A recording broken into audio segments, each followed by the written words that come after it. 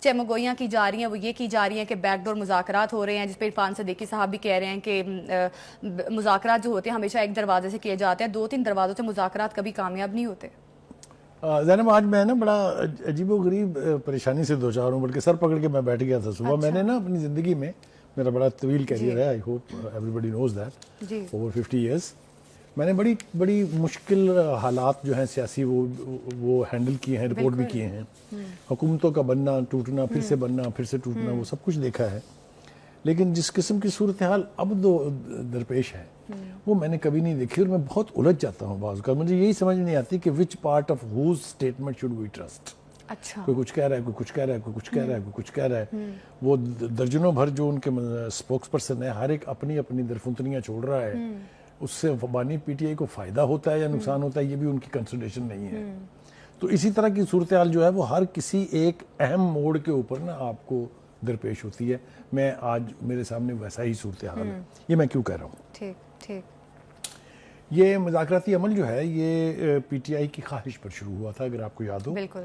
بانی P T I نے initiative لیا، 3 رکنی کمیٹی بنا دی، تو ہم سمجھے کہ اب یہ اونٹ کسی نہ کسی کروٹ بیٹھ جائے گا. جی.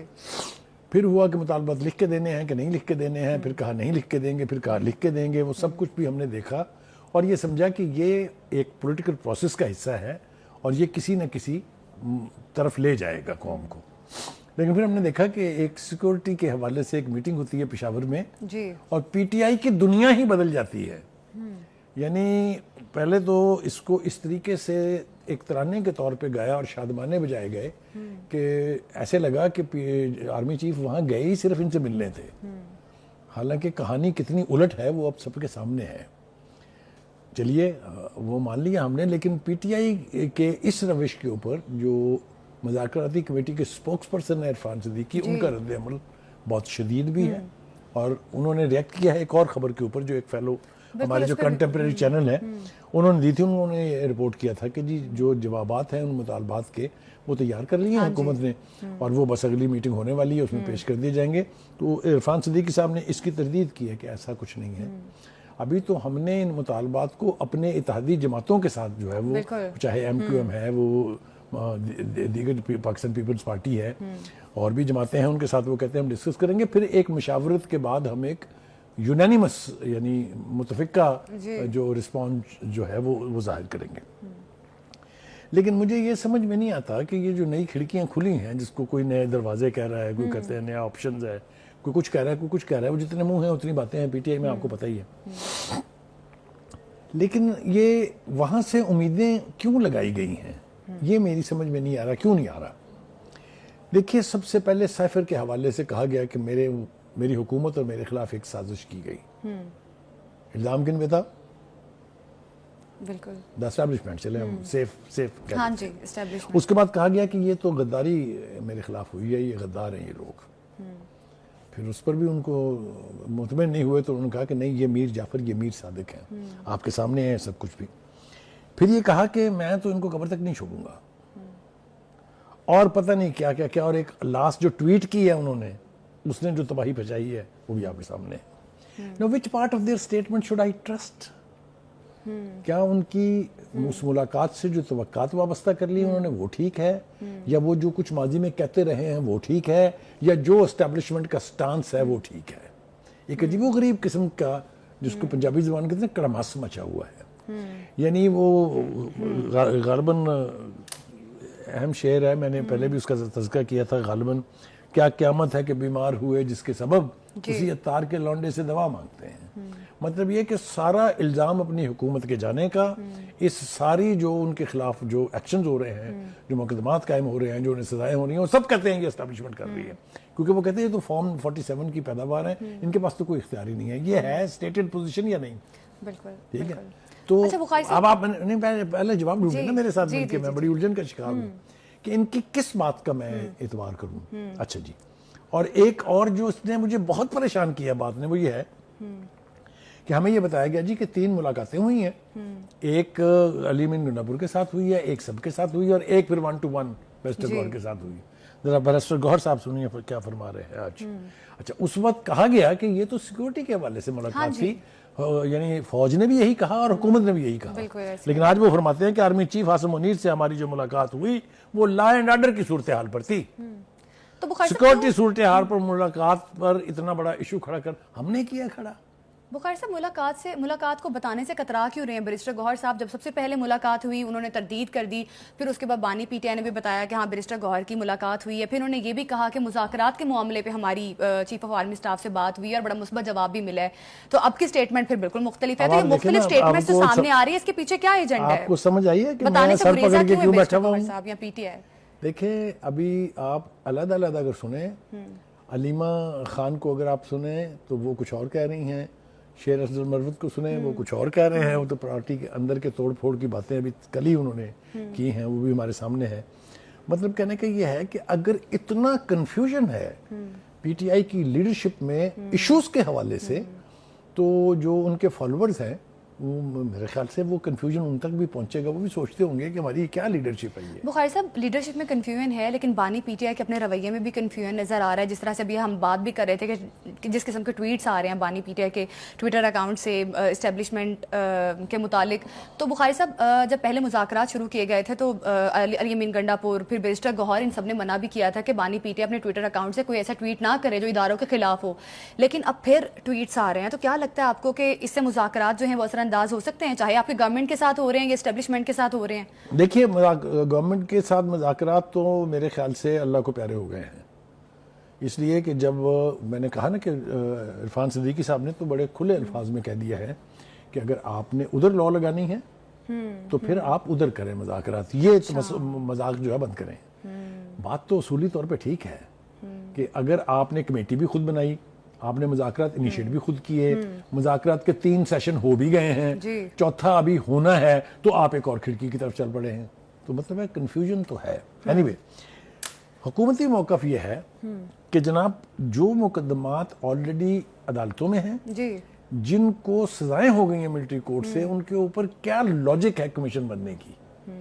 لاجیکلی, لیگلی, مورلی یہ پوزیشن تو ٹھیک ہے. تو اس کا مطلب گورنمنٹ جوڈیشل کمیشن نہیں بنائے؟ مجھے نہیں لگتا کہ وہ اس طرف آئے گی بھی. پوچھے کیوں؟ دیکھیے آج بھی آپ نے دیکھا کہ 26 اور 24 نومبر والے لوگوں کی ضمانتیں منسوخ ہوئی ہیں. جی, that means A, the matter is in the court, and B, the court's position is clear. آپ کسی کو گلٹی سمجھتے ہیں تو ضمانت کی درخواست منظور کرتے ہیں نا, مسترد کرتے ہیں نا. تو کہنے کا مطلب یہ ہے کہ یہ کڑماسی جو ہے اس کا ذمہ دار نہ میڈیا ہے نہ کوئی اور ہے. ہاں ایک سیگمنٹ آف میڈیا ضرور ہے, وہ میں یہ لفظ استعمال کرنا چاہتا نہیں ہوں کیونکہ میں نے کبھی بھی استعمال نہیں کیے ہیں, لیکن اب بات ان حدود سے چونکہ کراس کر گئی ہے, لہذا مجھے کہنا پڑے گا کچھ اٹھائی گیر قسم کے جو تجزیہ نگار ہیں یا جو ہائرڈ لاٹ ہے, جو جن کی کوئی جرنلسٹک بیک گراؤنڈ نہیں ہے, کوئی این جی او چلا رہا ہے, کوئی کچھ کر رہا ہے, کوئی کچھ کر رہا ہے, کوئی اکیڈیمیا سے ہے, ان لوگوں نے اس قسم کی گفتگو کو پروجیکٹ کر کے اور اس کے ترانے گا کے پوری صورتحال کو گڑبڑ کر دیا ہے. جہاں کہیں کچھ صورتحال کسی طرف کو چلنے نکلتی ہے, یہ سب اٹھائی گیر جو ہے وہ پھر اپنے اپنے شادیانے بجا کے پی ٹی آئی کے لیڈر کو بھی مس لیڈ کر رہے ہیں اور پی ٹی آئی کے مفاد کے خلاف کام کر رہے ہیں. میں آپ کو کنوکشن کے ساتھ کہہ رہا ہوں, آنے والے وقت میں میری بات ثابت ہو جائے گی, کچھ پہلے ہو چکی ہوئی ہے. 9 مئی کے حوالے سے جن لوگوں نے یہ کہا تھا کہ جی ایچ کیو پہ قبضہ ہو گیا, ہم نے کور کمانڈر کا گھر تہس نہس کر دیا, ہم نے ایئر بیس میں گھس کے یہ کر دیا, آپ کا خیال ہے کہ یہ کوئی بہت بڑی پولیٹیکل وزڈم تھی؟ اس نے کتنا نقصان پہنچایا ہے پی ٹی آئی کو, یہ ان لوگوں کے گریبانوں میں ہاتھ ڈال کے ان سے حساب لینا چاہیے. اچھا بخاری صاحب, کیا آپ کو کیا لگتا ہے کیا واقعی بیک ڈور مذاکرات ہو رہے ہیں؟ کیونکہ ابھی بیرسٹر گوہر کے جو کرنٹ سٹیٹمنٹ ہے اس میں تو وہ تردید کر رہے ہیں, تو آپ کو کیا لگتا ہے, آپ کا انالیسس کیا کہتے ہیں؟ آپ کا سوال بالکل صحیح ہے. دیکھیے گزارش یہ ہے کہ دو مرتبہ آرمی چیف نے ایک دفعہ کور کمانڈر کی میٹنگز میں اور ایک دفعہ اسی قسم کے ایک بہت اعلیٰ سطحی اجلاس میں یہ کہا تھا کہ فوج کو اب سیاست سے باہر رکھیں, خدا کے واسطے وی آر اپولیٹیکل, ہم غیر سیاسی لوگ ہیں, ہم سے بات نہ کریں. یہ ٹھیک ہے؟ بالکل ٹھیک ہے. اس کے بعد 4 پریس ریلیزز اور پریس کانفرنسز آئی ہیں D G I S P R کی کہ 9 مئی کے مجرموں سے, میں سیریس بات کر رہا ہوں, بالکل کبھی کوئی بات ہونے کا سوال ہی پیدا نہیں ہوتا، نہ ان کو معافی ملے گی. ایک مارجن انہوں نے دیا تھا کہ بانی پی ٹی آئی اگر قوم سے معافی مانگ لیں کہ ہم سے غلطی ہو گئی تھی تو پھر یہ معاملہ آگے بڑھ سکتا ہے. لیکن بخاری صاحب فوج تو ہمیشہ کہتی ہے کہ ہم غیر سیاسی ہیں، اس میں تو کوئی نئی بات نہیں. دیکھیں، ایک ہے جنرل سٹیٹمنٹ، ہاں ایک ہے کسی ایک صورتحال کے اوپر اسپیسیفک سٹیٹمنٹ. یہ تو اسپیسیفک ہے نا. جی یعنی میں یہ قطعاً نہیں چاہ رہا کہ یہ ملاقات نہ ہو یا کوئی نتیجہ نہ نکلے، لیکن آپ 2-3 طرح کے کنفیوژن سے پہلے خود نکلے. کیا ہے؟ بانی پی ٹی آئی کہتے ہیں میں مقدمات کا سامنا کروں گا، مورل پوزیشن ہے، شوڈ بی ریسپیکٹڈ. بالکل. تو پھر وہ پارلیمنٹ کے اندر بانی کو رہا کرو کے سلوگن لے کے کیوں جاتے ہیں؟ انہیں پتا ہے کہ ریلیف عدالت، ساتھ ہی کہتے ہیں دوسری سانس میں کہ ریلیف جو ہے یہ تو عدالتوں سے ملے گا. تو پھر یہ رہا کرو کیا ہے؟ وہ کہتے ہیں ہم پہ بوگس ایف آئی آرز ہیں، یہ سارے مقدمے جو ہیں آپ نے خود کہا نا کہ میں مقدمات کا سامنا کروں گا، تو کریں نا. پھر یہ ہے کہ وہ بیچارہ تو خیر نہیں کہنا چاہیے اس کو، وہ ٹرمپ صاحب جو منتخب کیا ہو گئے ہیں، ان کے ساتھ جو لا لگائی ہے، جو ان کے ساتھ توقعات وابستہ کی ہیں، is that an independent and honorable leader who would expect an American president to become source of his release from the prison? یہ وہی امریکہ نہیں ہے جس کو absolutely not کہا تھا. جی کیا کریں؟ کس میں نے کہا نا کس بات کا اعتبار کریں، کس کا اعتبار نہ کریں. یہ بالکل ٹھیک ہے کہ انہوں نے at the peak of his career as a prime minister he said کہ یو ٹرن لینا جو ہے یہ بڑے لیڈروں کی نشانی ہے. لیکن ان بڑے لیڈروں کی جنہوں نے یو ٹرنز لیے ہیں زندگی میں، تاریخ میں تذکرے کہیں نہیں ہے. اچھا بخاری صاحب، ایک یو ٹرن تو یہ بھی ہے نا کہ آپ فارم 47 والی گورنمنٹ کے ساتھ مذاکرات کر رہے ہیں، پھر آپ 8 فروری کو یوم سیام منانے بھی جا رہے ہیں. تو پھر دیکھیں یہی وہ ڈویلٹی ہے جس نے مجھے الجھایا ہوا ہے. آج میں اس پہ الجھا ہوا ہوں. آپ اگر یہ پوزیشن لیتے کہ ہم تو بات کریں گے جی the power that we، جو آپ کہتے تھے، ہاں کہتے تھے بالکل، تو پھر ان کے ساتھ نہ بیٹھتے. ان کے ساتھ بیٹھ کے آپ نے کیا کیا ہے؟ آپ نے 8 فروری کے انتخابات کو ریکگنائز کر لیا ہے. آپ نے اس گورنمنٹ کو لیجیٹیمیسی دے دی ہے. جی یہ ٹھیک ہے یا غلط ہے؟ اس کے بعد پھر اگر آپ نعرے لگائیں گے تو پھر یا یہ بے وقوف ہیں یا پھر وہ ہمیں بے وقوف بنا رہے ہیں، یہی کہہ سکتا ہوں میں. ٹھیک ہے جناب، آگے چلتے ہیں جی، آگے بڑھتے ہیں. علیمہ خان صاحبہ بھی آج بولی ہیں، ان کی ملاقات بھی ہوئی ہے غالباً پی ٹی آئی کے چیئرمین سے. انہوں نے باہر نکل کے وہی بات دہرائی ہے. وہ کہتے ہیں میں مقدمات کا سامنا کروں گا، ایسی کی تیسی، کسی کی کوئی میں ڈیل نہیں کروں گا، کوئی سوال ہی پیدا نہیں ہوتا. مگر 190 ملین پاؤنڈ کا جو فیصلہ ہے اس کو لے کے بہت ساری باتیں انہوں نے بھی کی ہیں، بانی پی ٹی آئی نے بھی کی ہیں، اور پی ٹی آئی کی باقی قیادت نے بھی کی ہیں. دیکھیے ایک آپشن تو آپ کے پاس یہ ہے کہ آپ اس کے خلاف اپیل کریں اسلام آباد ہائی کورٹ میں اور فیصلہ لے لیں اپنی مرضی کا، جس طرح پہلے ملتے رہے ہیں. اور اگر وہاں سے نہیں ملتا تو supreme court is another option.